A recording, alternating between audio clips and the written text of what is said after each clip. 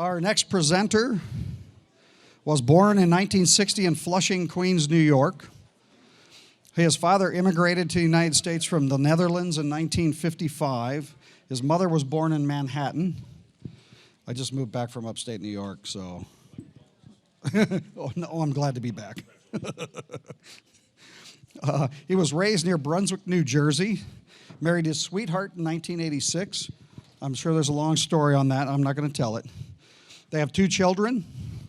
One married son is currently in the U.S. Marines, and their daughter is in international trade logistics. So apparently you raised them right. That's good.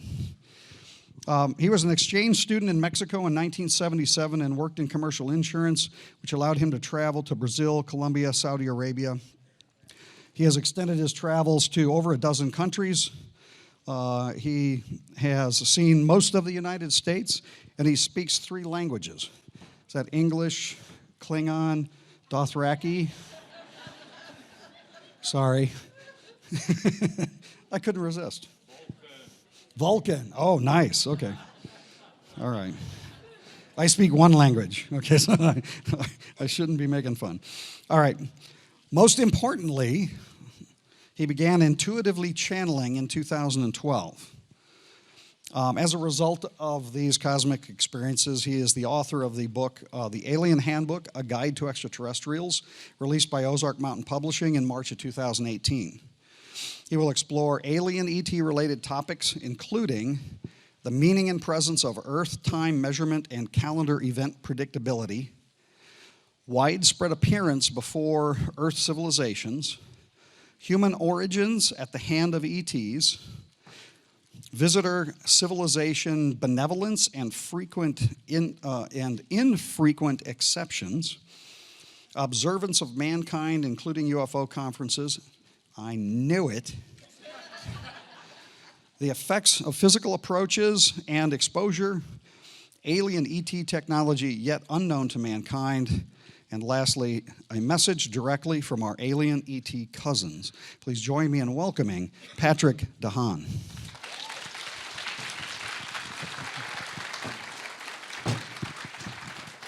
Thank you, Mr. Crawford. First off, oh, good. Sounds like it's working. Can everyone hear me clearly? Not too loud, not too quiet? Well, a small, quick initial confession. My tech abilities are good, but not as good as I thought. I wanted to put a little music for fun, really, on my presentation. But I'm looking at the computer, and what I ended up doing was saving the sound file to one directory and then having my presentation file linked to it. I see a bunch of heads going up and down, people saying, yup, yup, yup. Every day you learn. Anyway, I was going to play some music.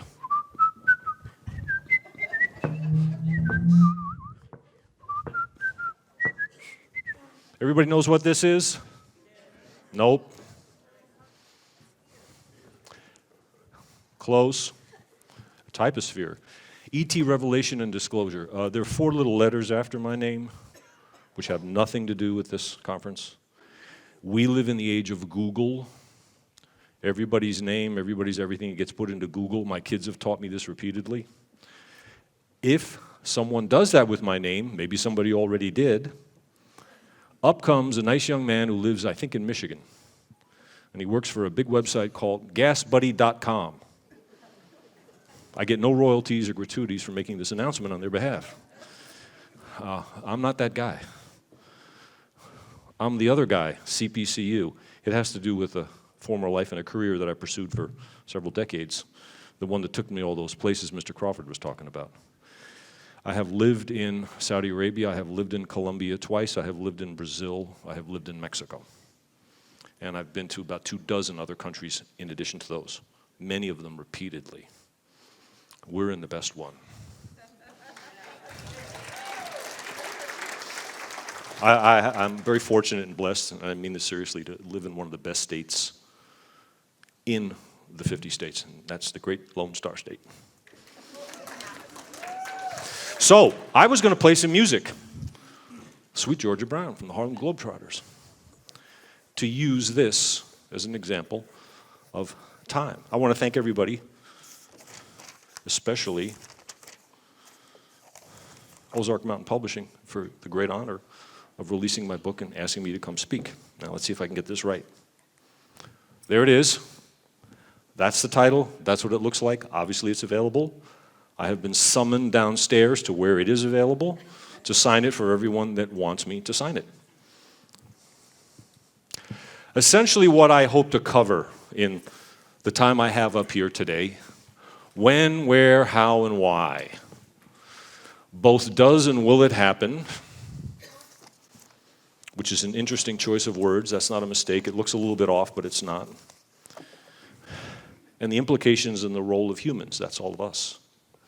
When does revelation and disclosure occur? Anytime we want, anywhere we want. Happens all the time, by the way. How? Essentially decloaking or rematerialization. Things disappear and sometimes they reappear. Sometimes things don't appear at all. They're certainly there. Example, bullets coming through a gun. We can't see those, but we can certainly see the effect.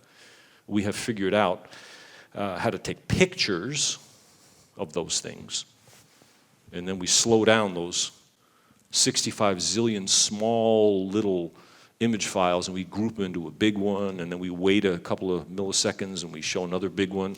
Our eyes can pick those up. All these lights in here that are hooked up to electricity, they're all flickering at 60 cycles a second. We can't see them doing this, but they are. Well, that's how alien extraterrestrials reveal themselves. They rematerialize, they slow down their vibration rate by blocking an intermediate number, always in sequence, always in perfect proportion, of the images that they emit based on their vibrational frequency.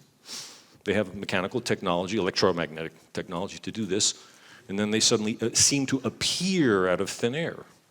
We call that decloaking or cloaking. Anybody that's ever watched any of a couple of episodes of Star Trek has heard that term many times. That's exactly what they're referring to. So that's how they appear.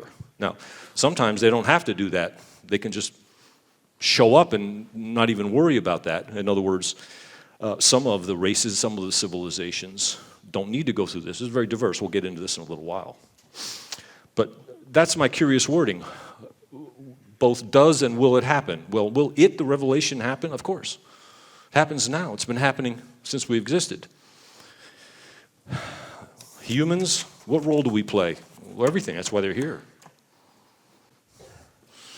Aliens and humans on Earth, observing them, admiring them.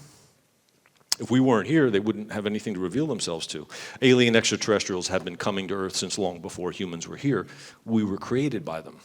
We're all alien extraterrestrials. We are all alien extraterrestrials. Okay, let's get to the next one. Let's see if I get this right. Time and predictability. That doesn't sound too good. That sounds better. This looks like a sports item, but it's not. It's a reasonable facsimile. It looks like something else. Can anybody guess what it is? Earth. North Pole, South Pole. And it vibrates. It rotates rather, vibrates too, but.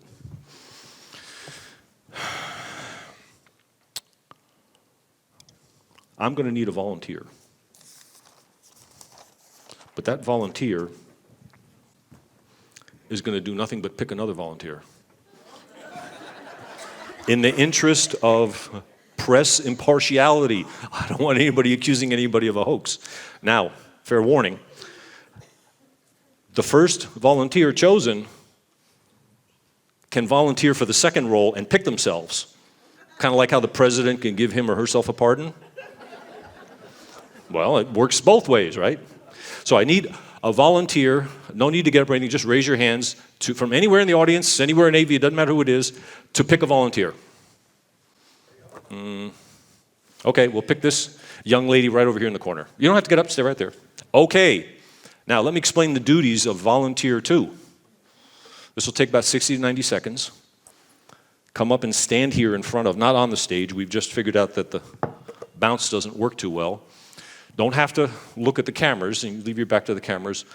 And you are going to assume the helm and navigate an alien extraterrestrial vessel coming to Earth. You have to use your thoughts. You have to use your mental power to guide it. Who would like to volunteer for that role? You can volunteer yourself if you'd like. I'm going to turn around. I don't want to know who she picks. Has a volunteer been picked?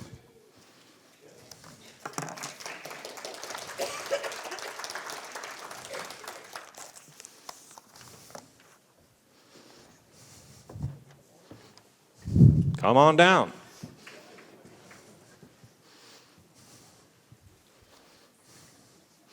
This might appear to be something common and typical, but it is not. It is raw material that has been freshly removed from stock and inventory.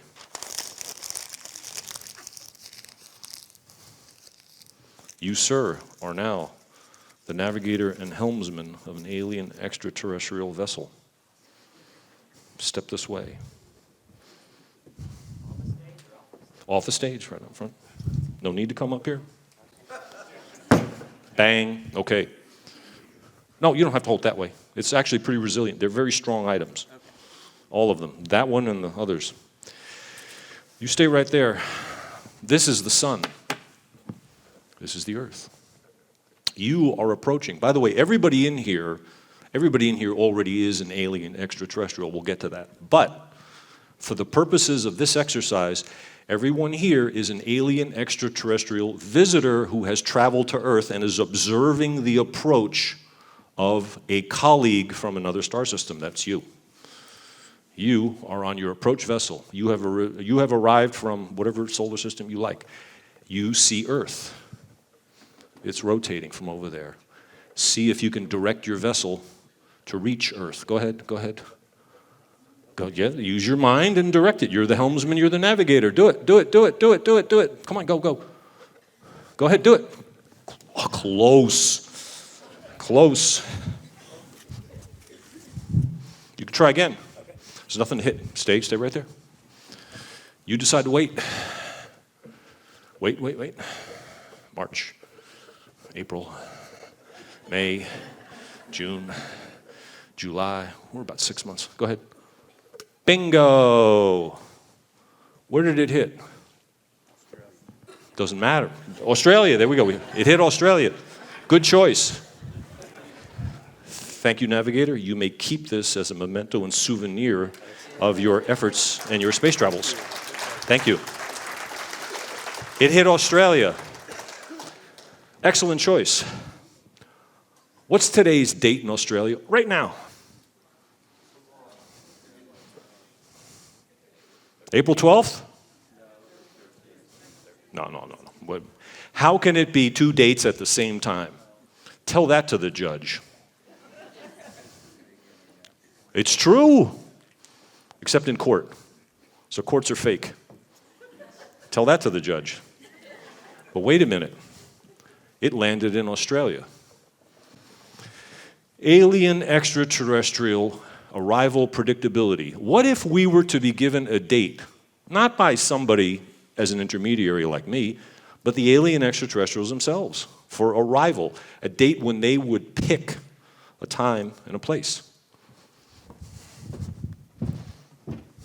April. Missed.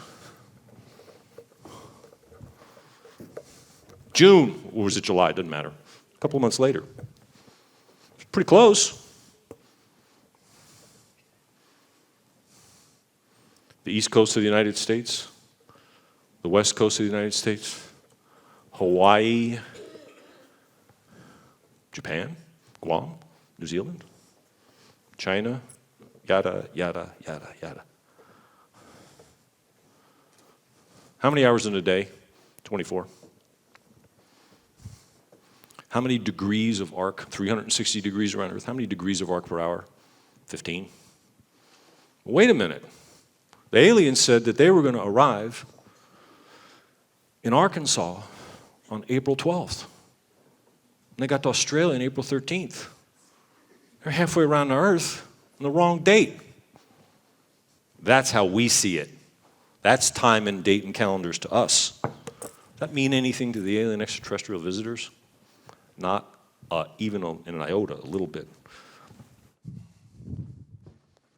They were coming in March. They ended up getting here in July. It's wrong. Maybe our view of time and the number line that our calendar represents is what doesn't fit or doesn't exist off of Earth.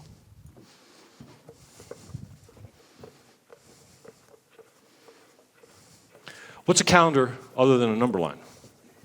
It's a number line. Anybody here ever study math? Everybody. How much of mathematics is devoted to negative numbers? I used to struggle with those. I had a real challenge with, what do you mean negative numbers? Numbers are numbers. I didn't realize at the time what I was doing. What I was doing is not absorbing the human perception of going in two directions. The zeros in the middle, and numbers go off this way, and then they go off that way. Look at electricity. What's negative, what's positive? That's in direct current. But in alternating current, it's positive and negative at the same time. 60 times a second, it keeps changing. That's what a number line is. That's what a calendar is. It's just a line. We have a number line, we call it a calendar. We wait for the sun to rise, we say 12, and then we wait for the sun to rise again and we say 13, and then we wait for the sun to rise again and we say 14. That means a lot on Earth. Does that mean anything off of Earth? Let's leave Earth. Let's go to, somebody here, pick a star they like. Shout it out. Alpha Centauri. Alpha Centauri, he was real close. I don't think there are any planets, but let's assume there are. How fast do those planets rotate? How long does the orbit around that star take? Do we care? No. Why? We don't live there. We have the same issue with planets that rotate and revolve around the sun, that do it at a far different pace. How many days go by? It is very common to hear that such and such alien, they live for 300 years. Whose years? Ours or theirs? Do they even have years? Has anybody ever heard of a binary star? Of course, Alpha Centauri. Alpha Centauri and Proxima Centauri. Those are two stars that rotate around each other. And then they have planets. There's a lot of these. We just don't know about them yet because we can't see those planets because our telescopes and our other technology can't pick up on the existence of those planets. So we've invented this cute term, and we think that we know about some because we would deduce from rotations in astronomy the movement, and we call them exoplanets. In other words, those are planets that are not part of our solar system. Well, if there's billions of stars, just imagine the number of planets. All slightly different. A lot of them rotate and revolve. At what pace? And who lives on them? And what does that have to do with us? Nothing. Here's where it gets even trickier, and why time is the big illusion. Earth rotates once every 24 hours.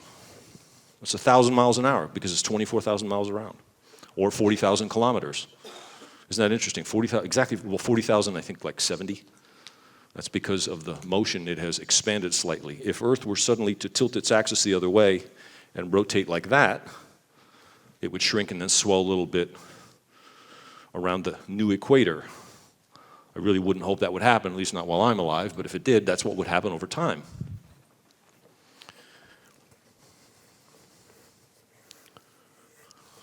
There it goes. The sun rises and the sun sets. But let's rise up above the surface. Let's assume we have a technology which is very common with alien extraterrestrial ships. Wind does not affect them. The atmosphere flows along with Earth. Just imagine if it didn't. The winds would be 1,000 miles an hour and there would be nothing on the surface. But let's assume that we can go 1,000 feet or 2,000 feet altitude, which is very low, and watch Earth revolve below us.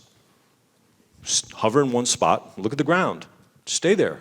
24 hours later, no matter where you are, that same spot's going to pass right below you.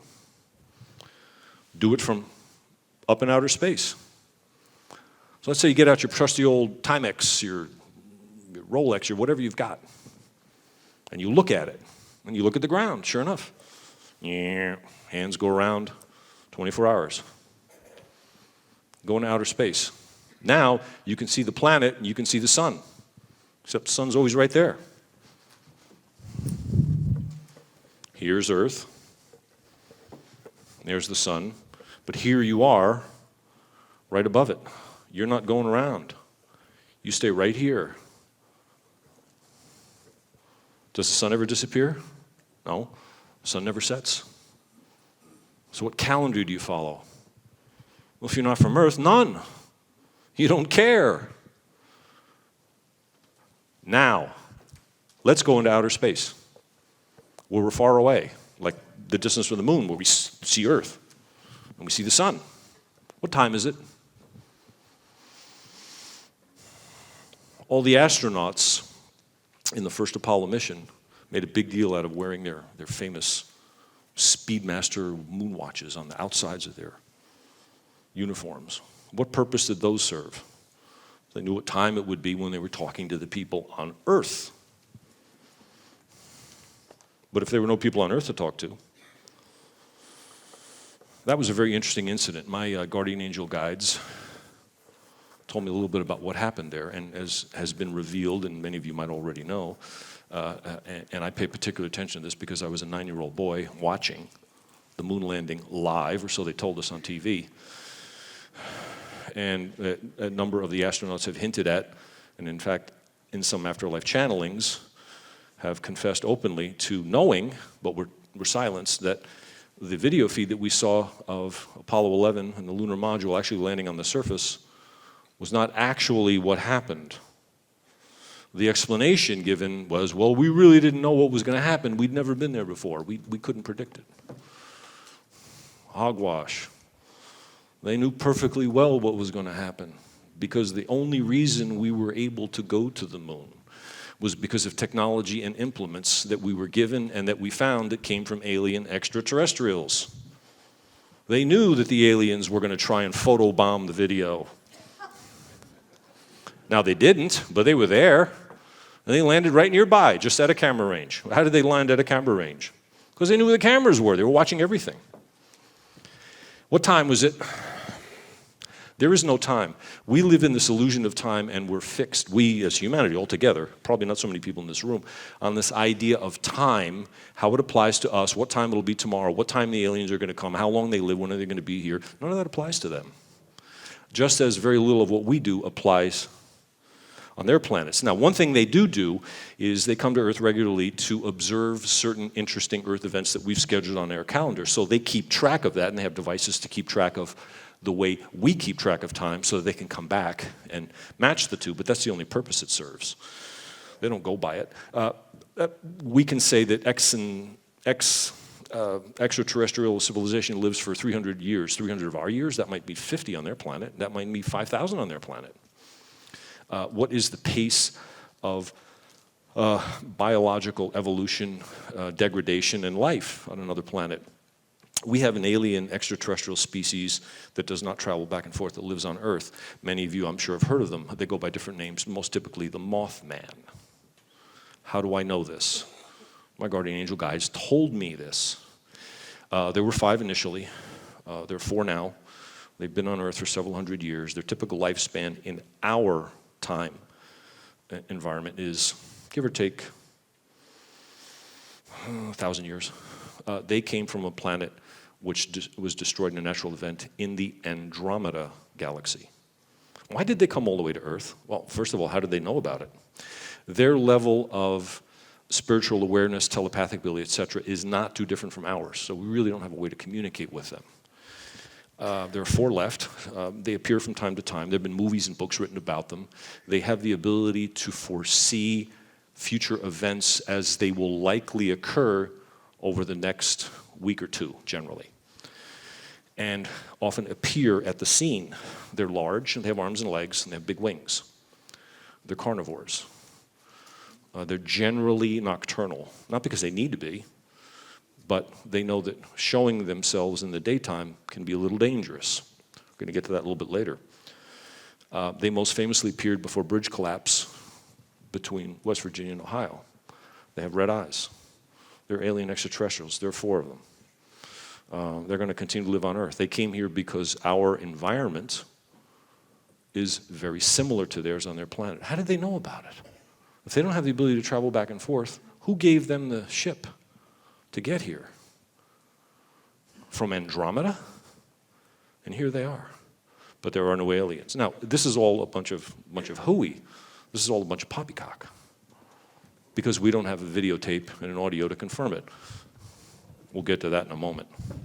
So anyway, that's a little bit about time, aliens, its meaning, and its absence, okay?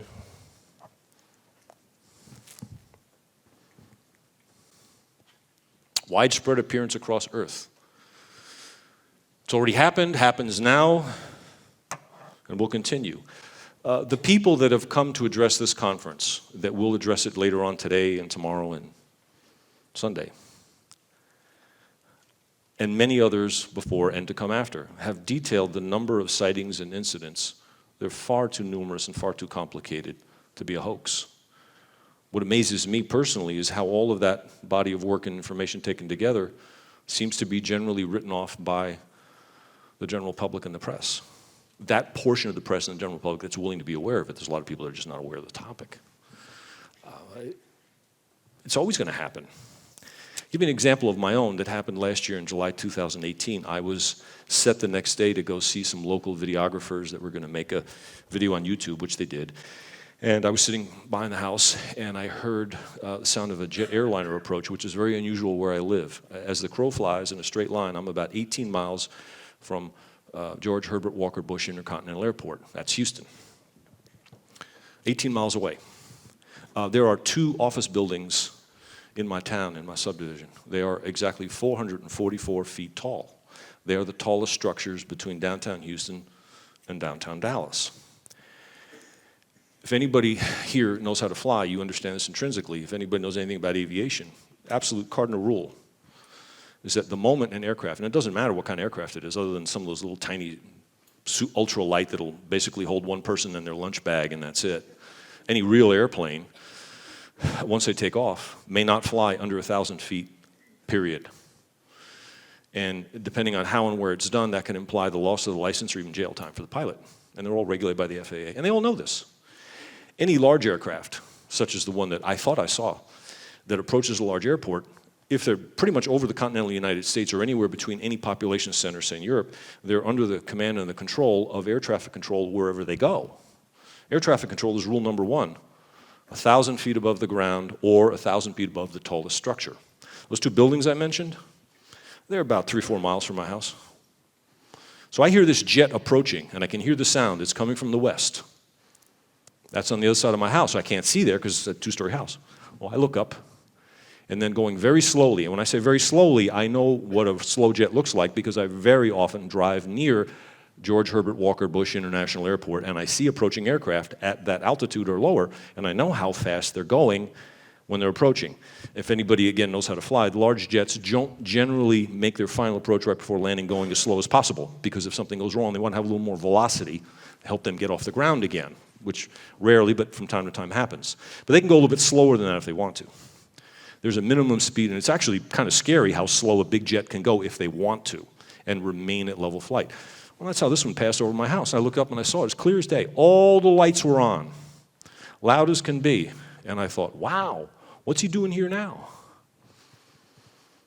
There's no flight routes over my town. I've lived there for 15 years. I've seen jets coming over, but they're always at 5,000, 8,000 feet, if they're ever that low. There's no routes regular. The time was about 10 o'clock at night. And I watched the jet continue east, and I heard it for another 5, maybe 8 seconds. I didn't time it. And then suddenly the sound just switched off, and I didn't hear it anymore. And it wasn't all that loud to begin with, but it had 2 large turbofan engines, and I saw it as clear as day, had every light lit. First thing that occurred to me was, hop on flightradar24.com and look for it. Aircraft are invisible to radar beyond the horizon a certain distance. The horizon, for example, on the open ocean or across flat desert is about 17 miles. So aircraft that are increasingly farther away are below the curvature of the Earth, and the straight line signals of the radar won't pick them up.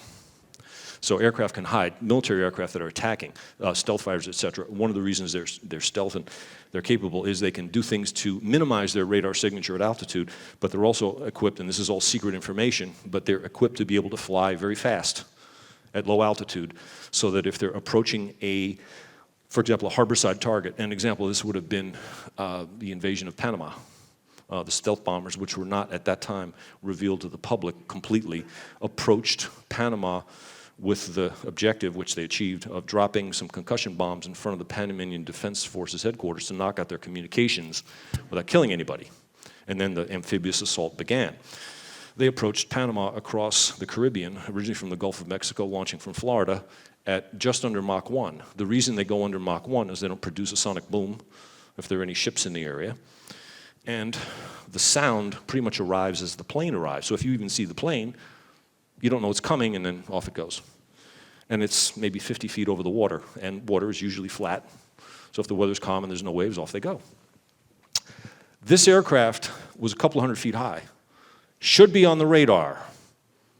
Nothing on the radar. Oh, so my logical brain right away says, that's a hidden flight. Wait a minute, they got all the lights on. Military aircraft, Air Force One will shut off the transponder so they don't show up on civilian radar. They had all the lights on.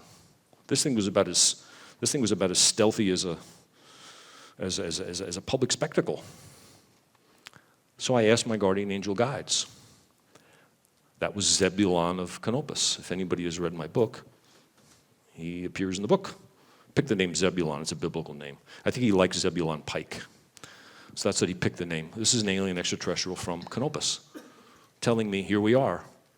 We disguise ourselves as military aircraft. Many of you have seen an alien extraterrestrial vessel. Close. They don't look like spaceships. They just make themselves look like a plane. They did it to me. It was very interesting. Widespread appearance across Earth. Hold on, let's see what's on the next slide. There we go. There's a nice picture. That's essentially what they did. There was a woman who came up and spoke to me last year.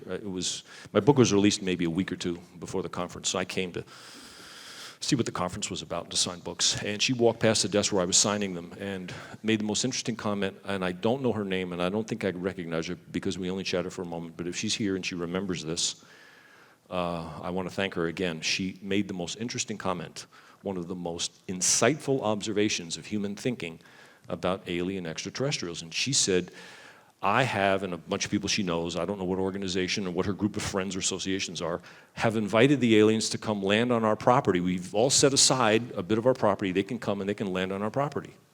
And the first thing that occurred to me was, I don't care about your property. Humans care about humans' property. Our alien extraterrestrial friends are very respectful of the arrangements that we make in all ways, including property rights and property divisions, but that matters to humans. Do birds care whose property it is when they fly over? Cats, rodents, animals, etc. It's a deer that come feeding, a wild boar on somebody's ranch.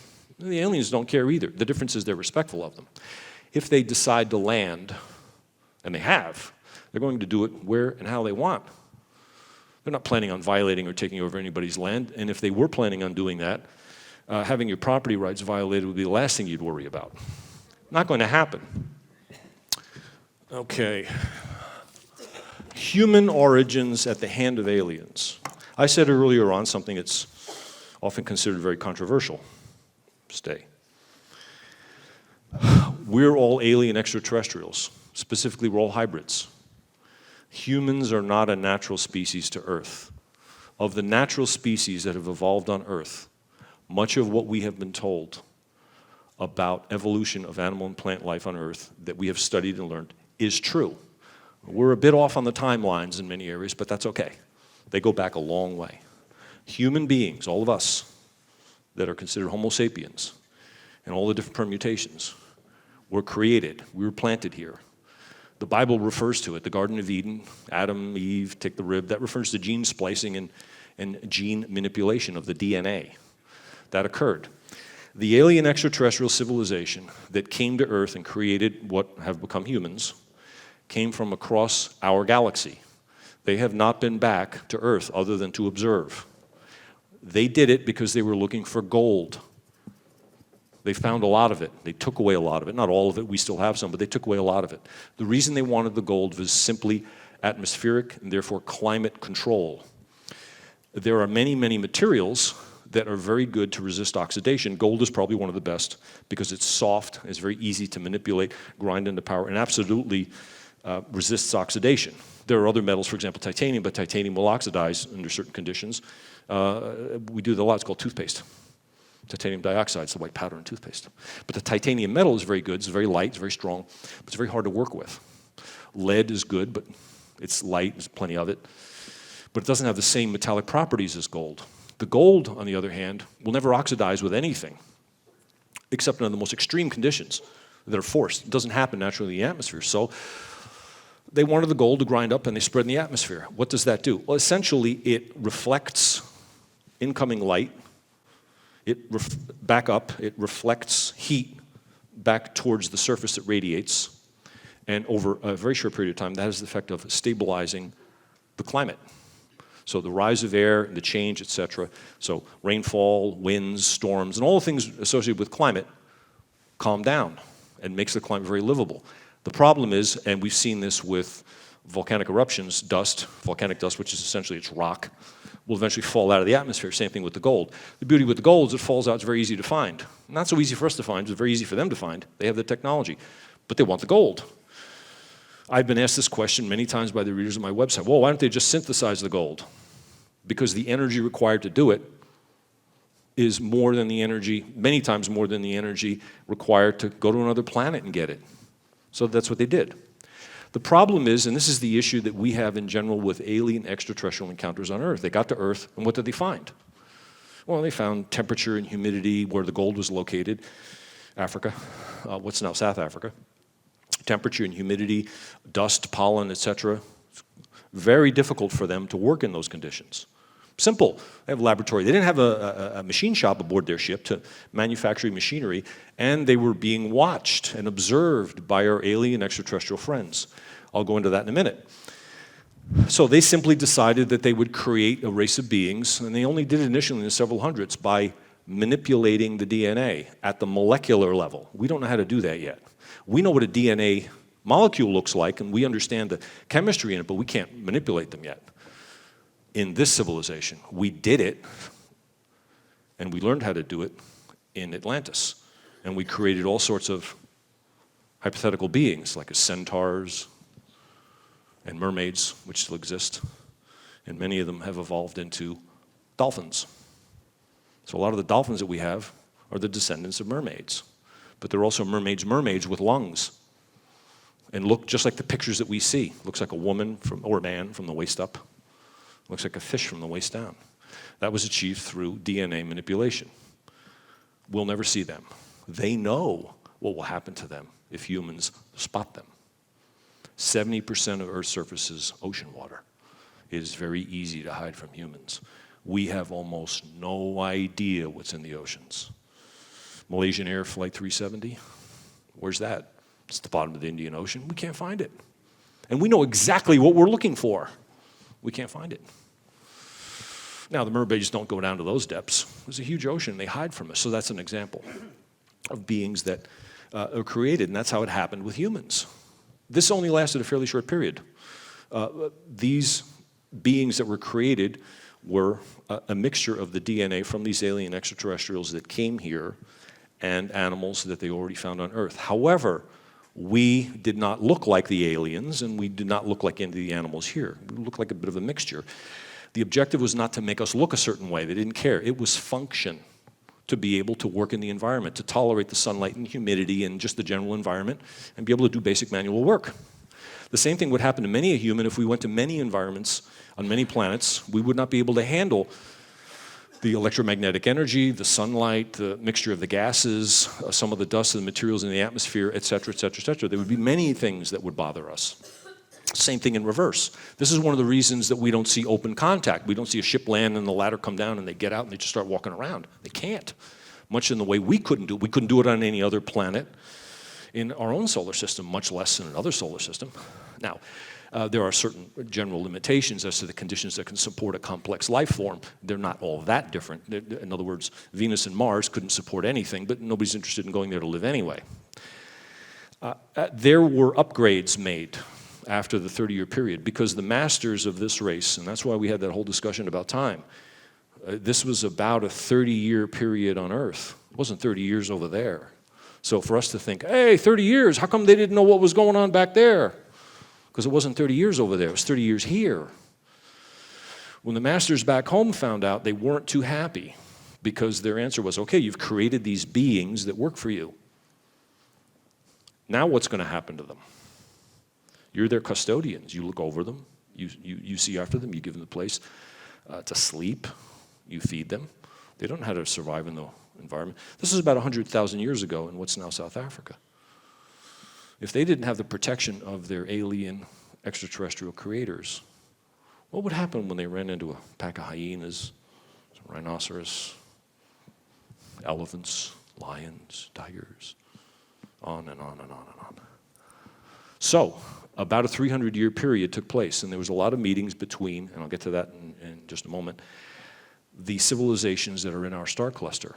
And we were hybridized, and each one added contributions to the DNA, but these were developmental, cerebral, muscular, etc., not to change our appearance so much.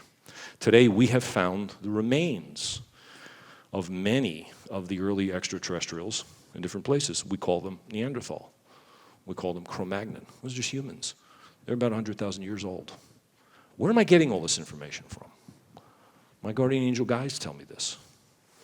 How come we don't know about all this? The vast majority of the scientific community would tell me that I am absolutely full of excrement by what I'm saying. Well, yes, that's true. Based on the database information that is used to substantiate knowledge and understanding, that would be correct. I'm going to give a brief example now of a level. I'm going to say something using another communication code that is widely used on Earth and no one will understand. Eu vou dizer uma coisa utilizando outro código de comunicação que a maioria das pessoas aqui não vão entender. Quem aqui entendeu o que eu falei? Por favor, levantar a mão. Alguém aqui? Brasileiro? Portuguesa? Angolana? I just said the same thing in Portuguese that I said in English. That's the most widely spoken language on Earth in the Southern Hemisphere. Go below the equator, count all the humans. That's the #1 language. That's the 3rd most widely spoken European language in the world. It is spoken by tens and tens of millions of people on 3 different continents. No one here understands it. That's fine. You don't need to understand it. You have English, you have whatever. That's an example of a widely used and very necessary base of information that hundreds of millions of humans use, that when we run across it, we barely even recognize it as something different. Forget about understanding it. The information about our origins as human beings is the same way, but because we don't have videotape and because we don't have a picture that we can prove wasn't hoaxed, it doesn't exist. But here we are. Where is the missing link? We hear about it all the time because all the anthropologists have studied the development of all sorts of plants and animal life and have found a very logical, progressive succession and fossils and you name it. But there's this huge missing link. We've all seen that funny picture that starts with a little chimp at one side and it gets bigger and bigger, and then we got a gorilla, and then we got a kind of like a Neanderthal, and then we have an upright human. Well, that's been shown so many times, people think it's true. It's not true. We are created. We are alien extraterrestrials, all of us. We all have built into our DNA the ability over about 20, 25 generations to migrate in large numbers from different parts of the planet and look like other people. White people today were black people. Where did they come from? Africa. Look at the typical characteristics. There's 3 types of human. We have Caucasoid, Caucasian, Negroid, Negro, black, and a Mongoloid. And I'm speaking in biological terms. That's Asian, African, European. Where do those 3 types come from? We also have 3 typical body types, but nobody ever really fits very cleanly into any one of these. And there are lots of changes, and we see it all the time. What happens if somebody who's very clearly of African origin, genetically, mixes with somebody who's from European. Can they? Sure. What do the children look like? Just multiply that out times 20 generations in a different climate. It happens now. We don't have this information going that far back. We have 6,000 years, more or less, of human history. We don't have the 100,000 years. It's all been destroyed. It's been lost. Let me give you a brief example of how good we are at humans at losing information and why it's so easy to believe what I'm saying is hogwash. We've all heard of a little city in the northeastern part of the United States where essentially the country began, called New York. New York was part of the colony of New Netherland, and the new town was New Amsterdam, and that started 1608, 1610. And that was a big deal because the Dutch had already conquered a lot of the trade in what's Java, East Timor, which is now Indonesia, Jakarta. My uncle was born and raised in Jakarta as a result of that, in the 16th century. The Spanish, it speaks for itself. Anybody that studies the history of Spain and Portugal sees the way they spread their empire and their influence around the world. The Japanese word for bread is pa. The Spanish word for bread is pan. Where'd that come from? Not, 500 years ago.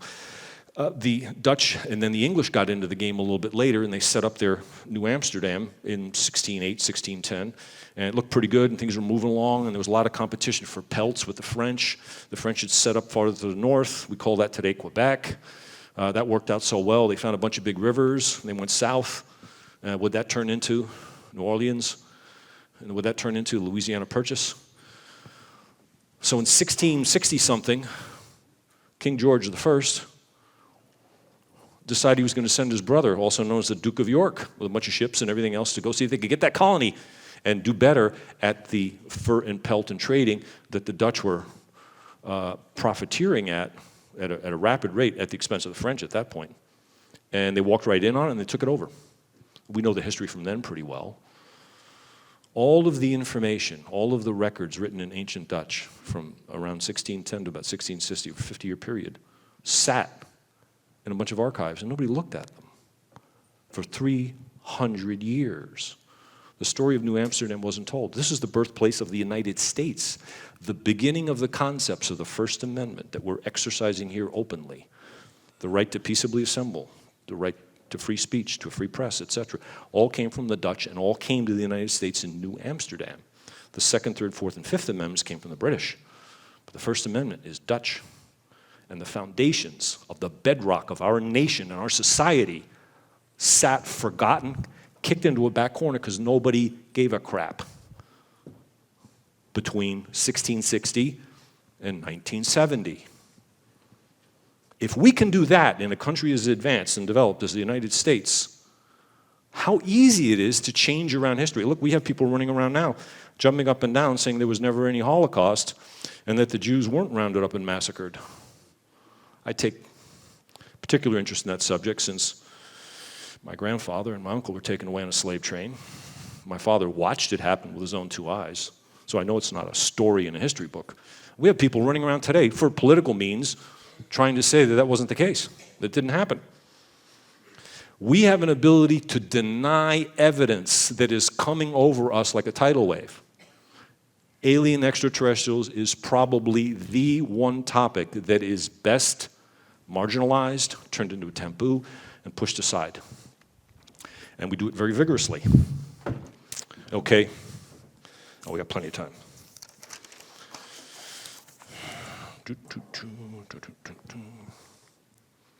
ET visitor benevolence. Exceptions exist. I just explained that we are the product of aliens. After that 300-year period, we were watched over very carefully. Arrangements were made. A prime directive was put into place. No interference. Who enforces it? We exist in a star cluster, although from an astronomical point of view, we're not really in a cluster. If anybody knows anything about astronomy, our galaxy is roughly 100,000 light years by our measurement of distance in diameter, about 50,000 radius from the center to the edge, give or take. Galaxies are big clouds, so where is the edge? It's kind of hard to determine, but that's roughly the dimension. We are, if I'm not mistaken, about 1/3 the distance in from the out. In other words, 50,000, so we're about 15,000 light years in from the edge, if I'm not mistaken, give or take. The alien extraterrestrials that came to Earth to mine the gold and that created the first humans came from approximately the same location opposite us on the other side. They were just exploring. And they found what they wanted, and here we are. What they found was a star cluster of civilizations. It extends out from where we are approximately 200 to 250 light years, depending on which direction we go.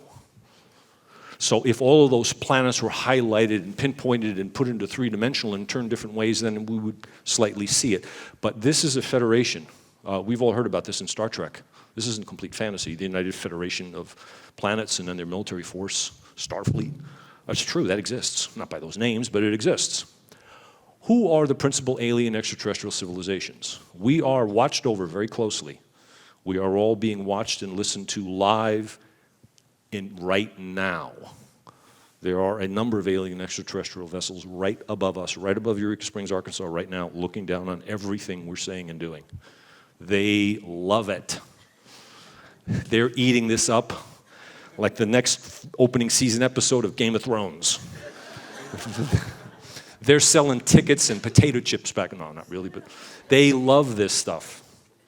There are three civilizations, the Syrians, the Arcturans, the Pleiadians. The Pleiades cluster, Japanese Subaru. Anybody ever seen a Subaru car? They got the little logo with the little stars. The Seven Sisters, that's how you say Pleiades in Japanese. They are the most like us. The Arcturans, that's a civilization from planets that revolve around the star Arcturus, which is one of the brightest stars in the night sky. One of the closest is Sirius. If I'm not mistaken, Sirius is about 8 light years away. It is the brightest star in the night sky, and in fact, is nearly as bright as Venus in some cases. It's brighter than all the other planets. The Syrians are a silicone-based civilization. They are the real bad boys. They're the real ass kickers in this sector. They have really advanced technology. They're really powerful, and they can really, really enforce the rules if they want to. They are our primary protectors. They are benevolent. They love us. They are typically what we would call the tall grays. They're gray, they're silicone, kind of grayish, bluish in general appearance. But there's a lot of differences of appearance, just like with us. I've been in some places where, trust me, I found out I was really different looking. I lived in a country once where the word for trousers is scissors. It is, really. In Saudi Arabia, that's the slang word for trousers, scissors, because that's what they are. Because traditionally, almost nobody wore them. Kind of like Scotland. Anyway, they're probably the principal. They're not huge numbers of them, but they're very advanced. They're a silicon-based civilization. The others from Arcturus. Now, bear in mind, these are human names that we have given these stars. Doesn't mean these civilizations necessarily have this name. They have a number of names. It is very common, if any of you have been on Facebook and looked at UFO groups and ET groups, etc. I tried it, and it's rather interesting. To hear tall gray, short gray, zeta reticuli, and on and on and on. I hardly know half of the terms. Those are kind of accurate, but those are they're like referring to, come to Earth and say, the whites. Which whites?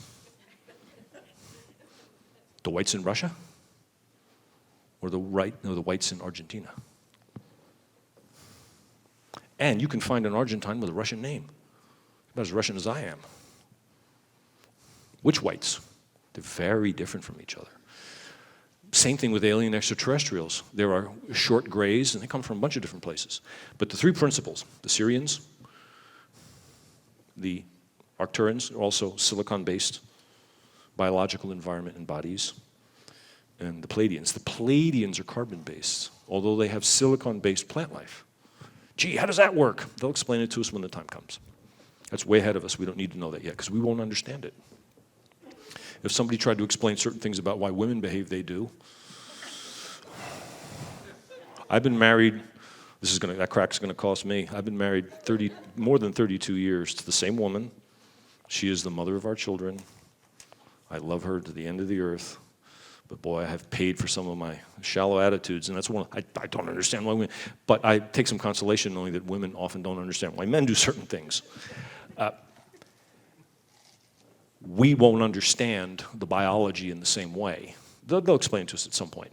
The Pleiadians most nearly resemble us, so much so that many of them, if they can learn cultural characteristics, how to stand, how to walk, how to talk like us, they have vocal cords.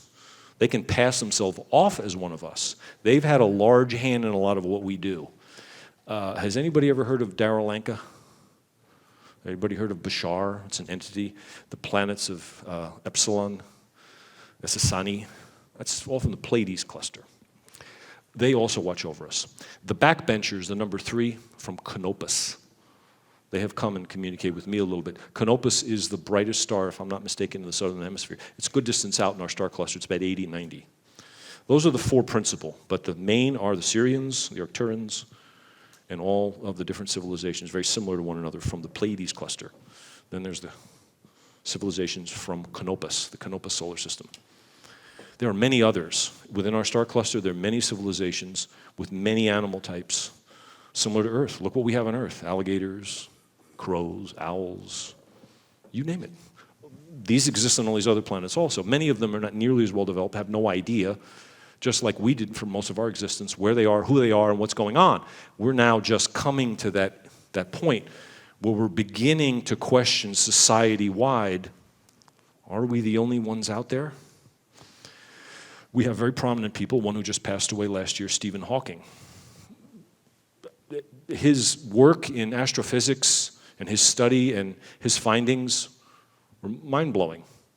He said with an absolute straight face, as straight as he could make it, we have to be careful about finding aliens because they might be nasty. Find them? They made us. They're already here. We're their product. There's no finding them. You want to find them? They're right up in the sky. I'm going to talk about that in a minute, the technology. There's no aliens to find. It's, are we collectively as a society going to get our stuff together and invite them down to see us? Well, it's up to us completely.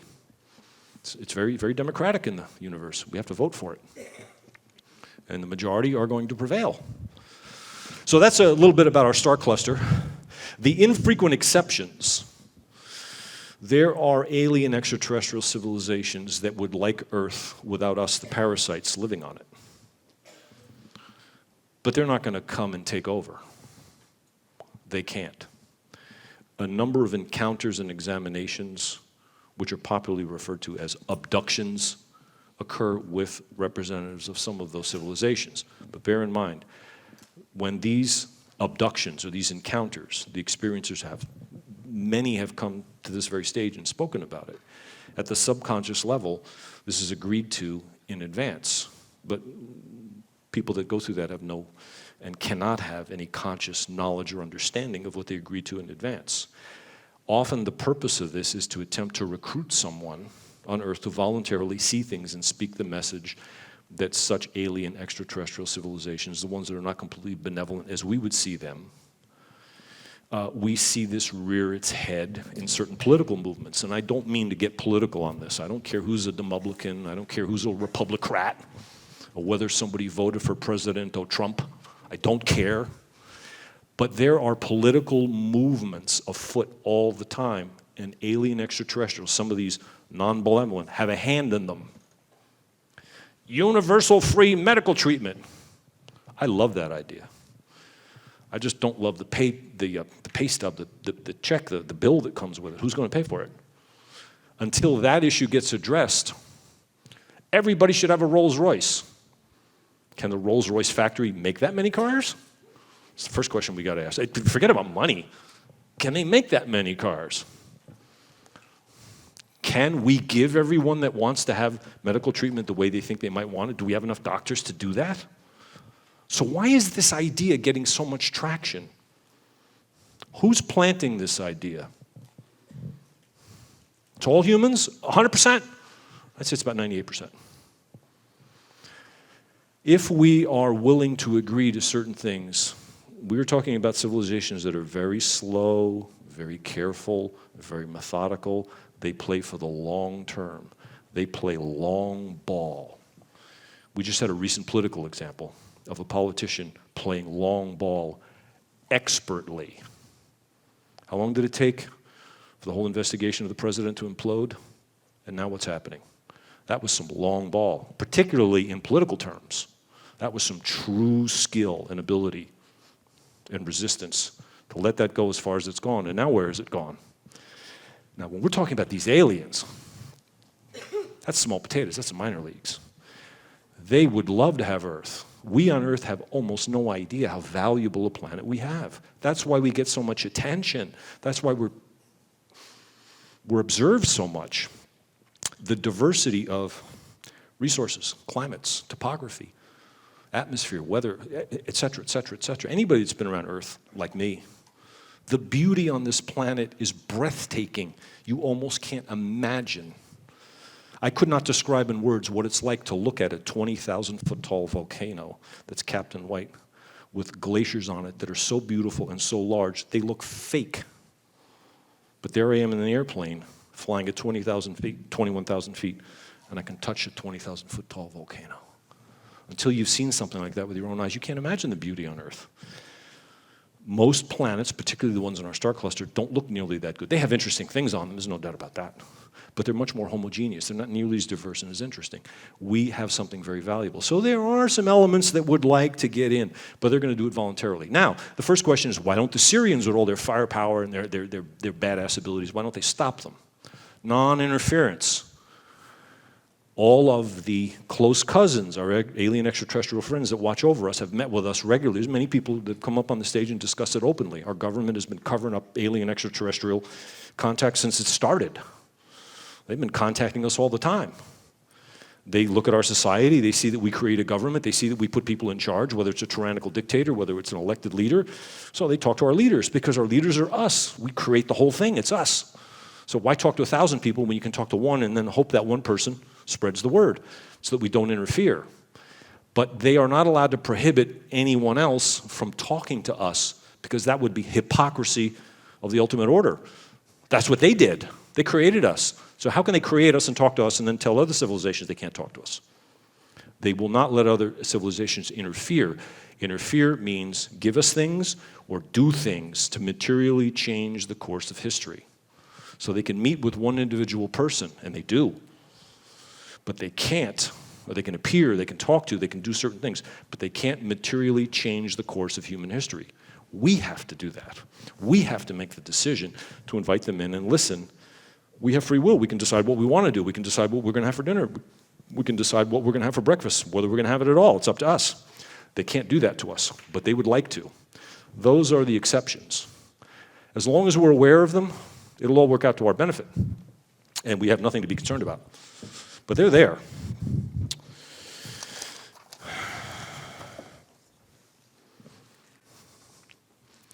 Observance of mankind and womankind, including UFO conferences. I've kind of already touched on this. That cartoon is from the far side, by the way. Probably the 2 atomic weapons we set off in Japan in 1945 are what turned alien extraterrestrial attention upon Earth up to the level that we have enjoyed since. We found the keys to the toy box. We figured out how to play with matches. We figured out how to play with matches to the point where we can destroy Earth. We do not understand the effects of nuclear technology. We don't know what we do when we detonate a nuclear weapon. We think we do. But there's a lot more that goes on.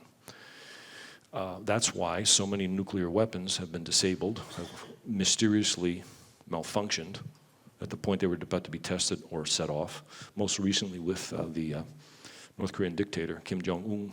And it was so bad that it actually made it out into the press. Who knows what's happened that hasn't made it out into the press?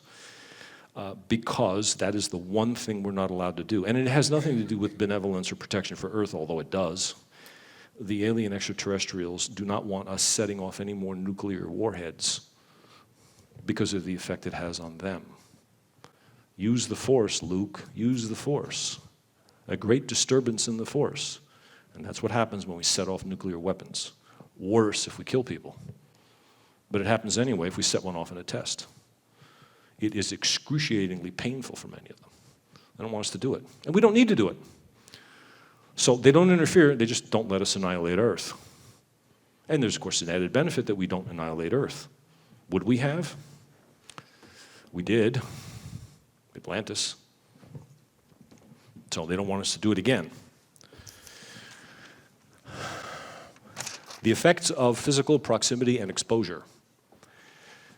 Essentially, very few alien extraterrestrial beings can come close to humans because of issues in our atmosphere, our gravity. Remember what happened when Neil Armstrong and Buzz Aldrin tried to step onto the moon? They had to have gravity shoes, or they didn't have them and they could just do this and jump 30 feet in the air because the gravity was different. Well, same thing happens between all sorts of beings on all sorts of planets. So if they spend any amount of time, this is what happened with us and the reason we were created as humans, because the beings that came here had a very hard time working in the gravity environment of Earth. They were far too large and far too heavy. They needed a lot more oxygen, they needed a different gaseous, they couldn't exert themselves in the human atmosphere, so they had to create a being that could. But there are other issues. Has anybody here, everybody here, ever run into somebody and you don't know why, but you're talking to them and within 2 or 3 minutes, something about that person rubs you the wrong way? I can't stand that. And you don't know why. They haven't done anything, but there's something about them. This is very often in animals, dogs particularly, especially guard dogs. How they know, but they always know who's up to no good. They always know.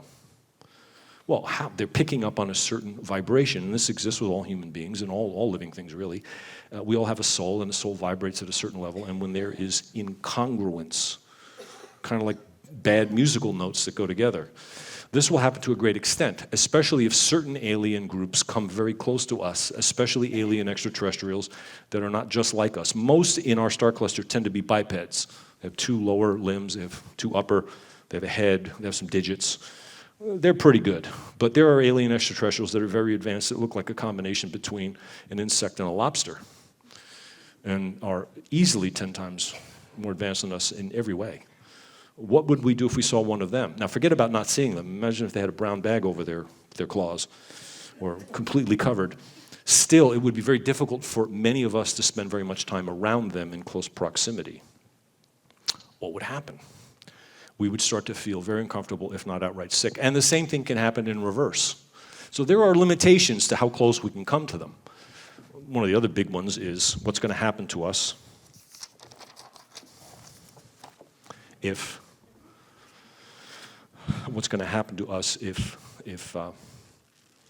we try and touch them or attack them. I try to have a little music for this one. It's, if you know the theme song to Family Feud. For anybody that doesn't recognize this, it's an American TV game show. Very simple. They invite on groups of people from different families, siblings, parents, kids, cousins, what have you, and they have to guess at the answers. And what the answers involve are questions, and the producers of the show go out to, I think, shopping malls, and they interview 100 people at a time, or as many as they need to get answers, and then they have 100 answers to questions, and then the contestants have to guess at them and get points. Well, I was watching an episode about a year ago, and I saw this game question. What would you do if an alien landed behind your house? So imagine you're in a shopping mall, and somebody who is a producer for that show comes up and asks you that question. Here's what came back. 100 people. There were only 6 answers.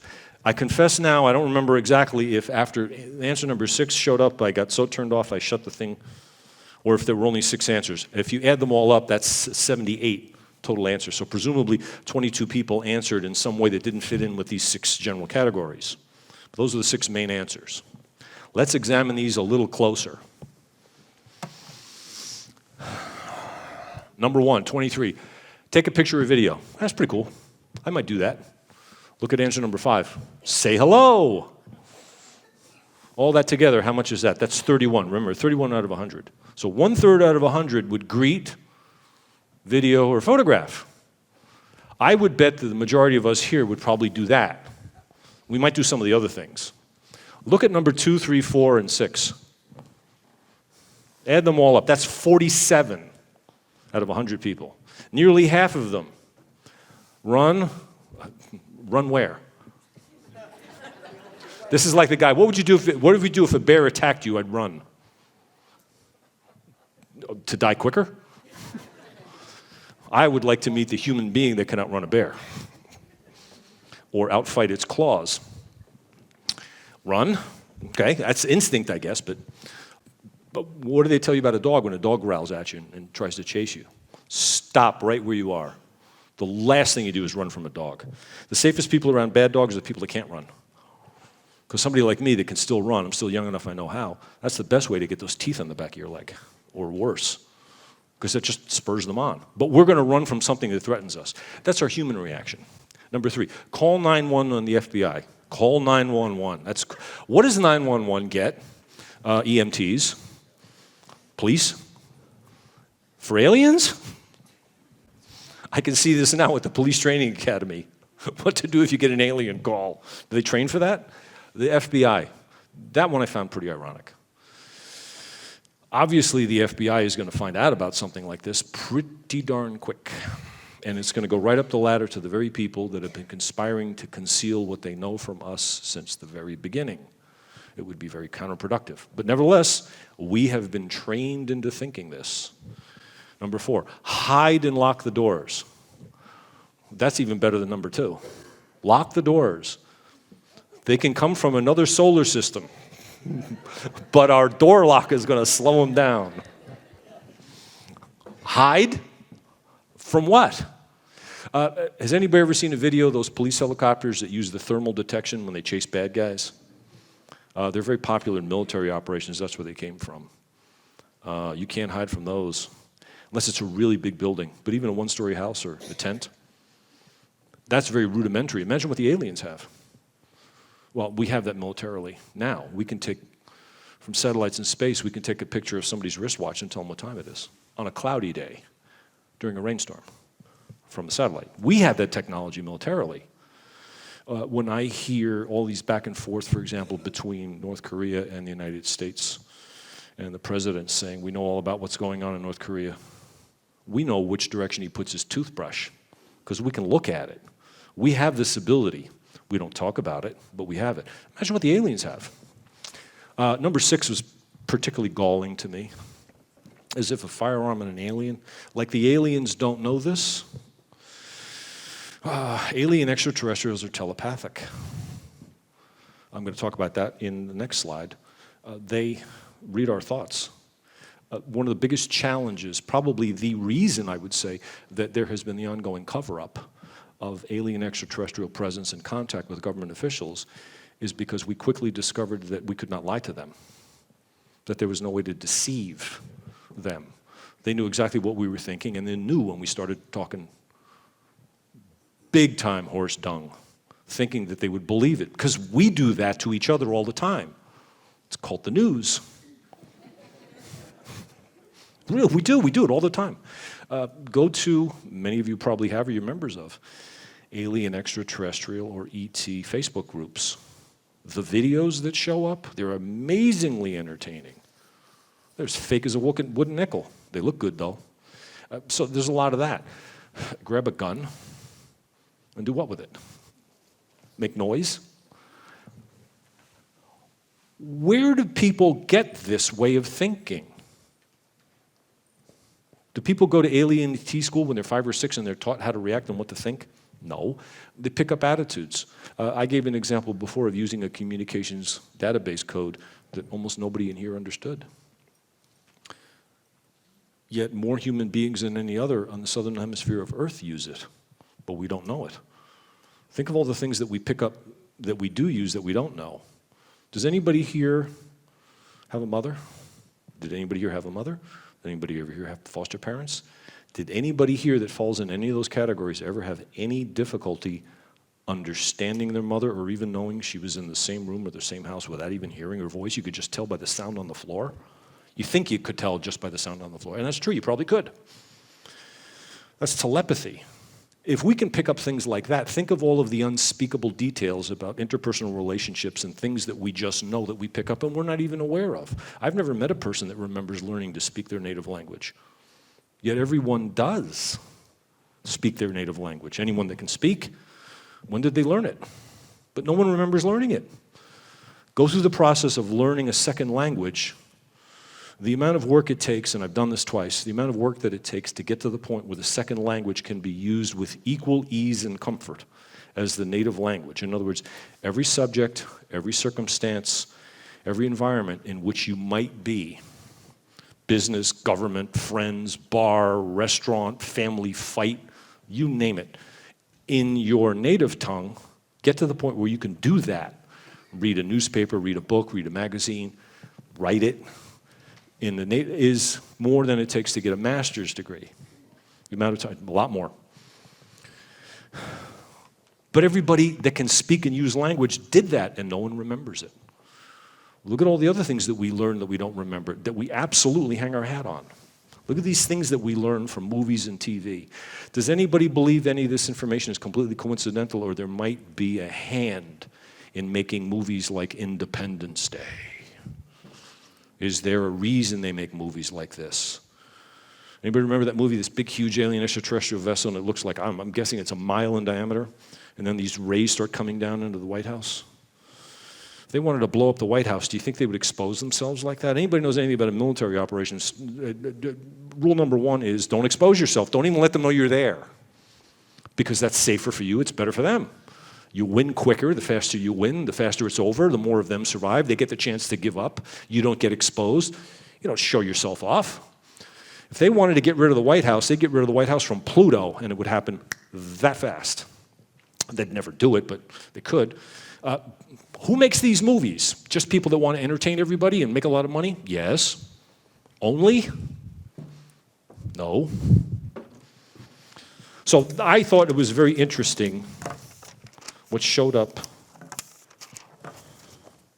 right on time, what showed up on that TV program. It was a very interesting, superficial, but accurate insight into the typical way of thinking. Essentially, we are going to see alien extraterrestrials across the board in a way that most people will recognize and acknowledge. In other words, on CNN, Fox News, the BBC, Sky News, et cetera, et cetera, et cetera, when we vote for it, when all of humanity reaches critical mass. We typically, in a vote called critical mass, getting a majority, 50% plus one vote. That's how you win. When we get to that point, the fact that some of us, most of us in this room, are very much tuned into the topic and the subject and want to know and are informed, doesn't mean that our knowledge cancels out the vote. If somebody is very, very attuned into what's going on in local elective politics and who is running for county judge, doesn't mean their vote counts more than the other person that barely even knows there is an election for county judge. Their vote counts the same. We all collectively as humans have to vote. We're not even within 100 miles of that yet. But when we do, we can see all the aliens next week if we want to. The key is, do we understand and how are we going to collectively react? But if we pull one of these, which is what we would do, and of course they know all this. Okay, alien extraterrestrial technology, yet unknown. Currently unknown by humans in this iteration of human development. I'll talk about four very briefly. Metallurgy, different metals and different ways to combine alloys. We have no idea what's out there. It's amazing. Transparent alloys that are as strong as steel, lighter than aluminum, that are as transparent as glass. That's coming. Batteries, storage batteries and types, considered somewhat more advanced, very common in electric vehicles now, lithium-ion batteries. There are also lithium-iron batteries, iron, ferrous. They're expensive, they're very popular. Somewhat more for motorcycles. They last a long time, they hold a charge for a very long time. Their charge doesn't decay nearly as quickly as it does with the typical lead-acid battery. Problem is, they're expensive and not many are made, so the cost to make them has to be spread amongst fewer units, so they can cost 5-8 times as much, I've heard, as a typical car lead-acid battery. But they're pretty easy to make, and they'll hold their charge much, much longer, and logarithmically longer if they have if they're of a larger size. Just imagine the new metallurgy that's coming that we don't know about for batteries.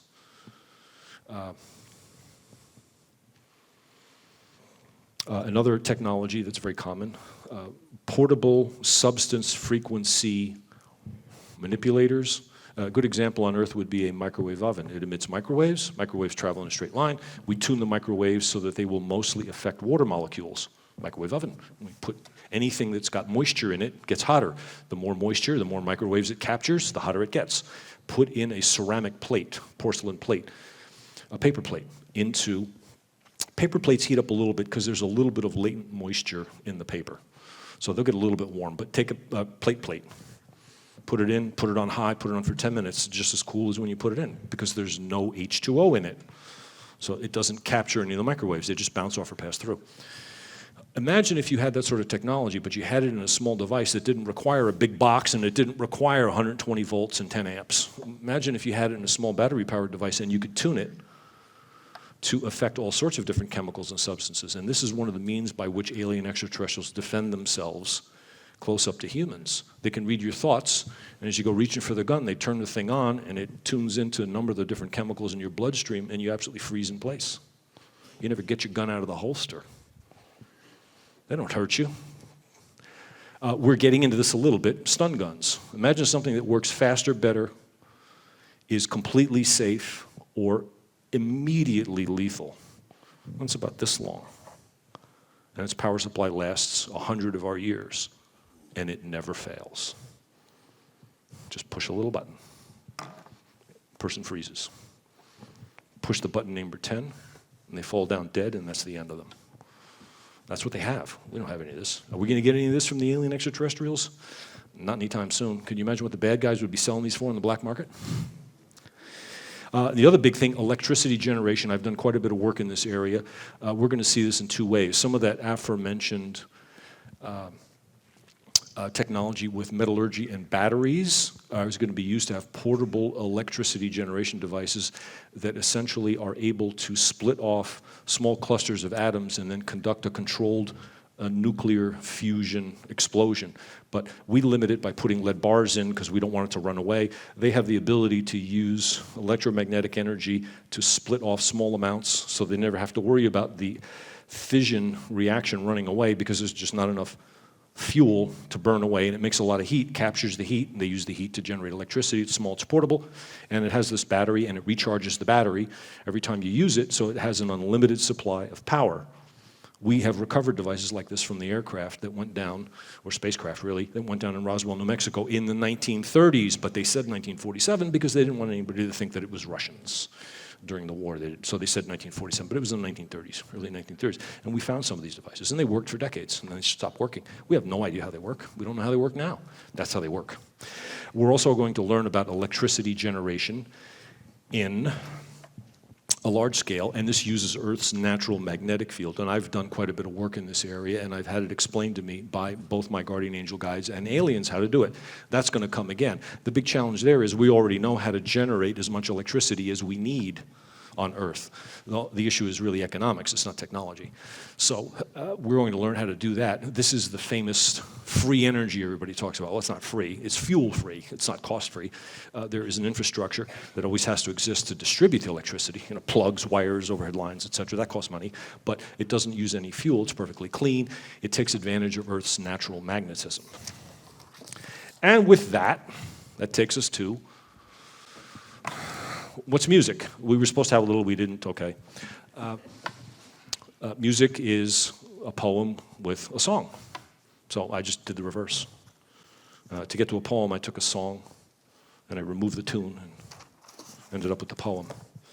I had some help writing this. This is the first time I've read this in public. Hopefully not the last. There's no music, but I had help writing this. Once came space travelers in ships long and sleek to pierce the white clouds and frighten the meek. Silver they were, colored lights all around, swifter than wind, but making no sound. They landed one day far from the base of government work, where everyone saved face. The locals came quick and gathered around, but not too close by, yet holding their ground. A hatch opened wide, a ladder descended. Out came a pride of being suspended. Nobody watching had a name for this sight. Some ran away in a terrible fright. The ones who remained saw patience rewarded. The arrivers spoke slowly to not be distorted. Hello they did say, waving six-finger hands, using both in a way like taut rubber bands.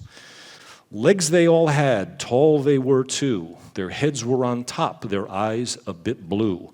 They spoke like machines, their voices quite soft, but when taken together, nothing was lost. A choir that speaks instead of singing a song takes practice all new. It must have been long. Here's what they said with mechanical speech, addressing the crowd as individuals each. Quote, "We come as your friends. We hope to help much. Ideas we shall offer for improvement and such. We know we seem strange. Understand you do too. We are not of broad range. Our looks are but few." Unquote. They wore long white robes, no seams or enclosures, which reached to the ground to limit exposure. Their feet were not seen, but hands well exposed. Their necks were quite long, their faces composed. They spoke at great length and told of their journey, yet had to go home to avoid any worry. The visit was quick. They returned the next day to their home in the sky, back the same way. They'll come back tomorrow to speak once again, continuing to chat like an old and good friend. The people who stayed and listened at length set aside all their fear and gained rare new strength. They went to the press to be told they were kooks and to make no more mess with stories of spooks. The visitors said this reaction there'd be, "Don't worry the least, believe what you see." The next day came quick, the silver appeared, landing again just as some feared. The doubtful were there, curiosity piqued. They could not admit their belief had been tweaked. The white robes came out, eyes blue as before. They spoke well again, explaining some more. Quote, "Thoughts are our speech, no words we prefer. We humor you now, we to your habits defer. By request we have come, you remember it not. To salute what you have, not jump in your pot. Alone some believe, earth life has since been, but cousins you have, let our meeting begin. Watch you we have, longing for much, understanding you gain, we see such and such. Errors are not part of your play, learn you do well with each dawning day. Away we shall go, far out in deep space, your life will go on, you choose your own pace. To see we're together as galaxial friends shows you need not consider amends. Nothing is broken, there is nothing to fix. The words some have spoken are often just tricks. Offer your thoughts, listen for answers. Your mind will learn fast, like good ballroom dancers. When this comes to pass, deceit will be gone. Truth will prevail in speech and in song. This seed once well planted, your gardens renewed, means our task is completed, your progress pursued. We come not to solve or change what you choose. You remain in control of events and your news. Knowledge of choice, understanding the course, will allow many paths for humanity's horse. What you might not see now, or if any at all, it's there just the same, right down the hall. Light on your target and bright on that spot means love awaits all, doubt there is not. We bid you adieu and say now farewell to allow other friends a ring of your bell. Welcome them calmly on the head of a thimble. Ideas they will show, meaning yes, they are nimble. Help you have been to our people's advance. Explain it much later, we'll do as we dance. Thank you we offer to all who have listened. Our friendship now made, our future so christened. Unquote. The silver rose fast into gray skies. In a flash they were gone, beyond any eyes. What was the reason? The people did ask. What awaits us now? Have we a new task? What did this mean? What did it cause? Would everything known now take a pause? Has life become different? Are we to shift course? Will it be done simply or imposed by great force? Answers were not coming to the flood of great questions, drowning observers at the visit's mere mention. Disbelief in the land, but except among few, once seated in center of an alien pew.